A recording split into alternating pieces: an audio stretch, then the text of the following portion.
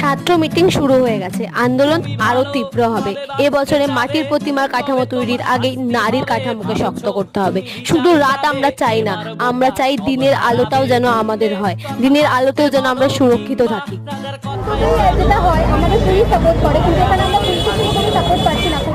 কতটা লজ্জার বিষয় তাই না? যেই রাজ্য এক নারী চালায় সেই রাজ্যেতেই নারীদেরকে রাস্তায় নামতে হচ্ছে নিজেদের বিচার চাওয়ার জন্য। সত্যি সেখানে সিবিআই এর থেকে আমরা কি বা আশা করতে পারি? তাও একটা আশার আলো রয়েছে। কি রাজ্যের মুখ্যমন্ত্রী, আপনি ভয় পেয়েছেন আমাদের কণ্ঠস্বরে? ভয় পাওয়াটা দরকার। যেই জনগণ আপনাকে ওই চেয়ারে বসিয়েছিল সেই জনগণকে আপনি সুরক্ষা দিতে পারছেন না, আপনি ব্যর্থ। আপনার লজ্জা করা উচিত। এই আন্দোলন ততটাই তীব্র হবে যতদিন না আপনি আমাদের বিচার দিচ্ছেন। We want justice.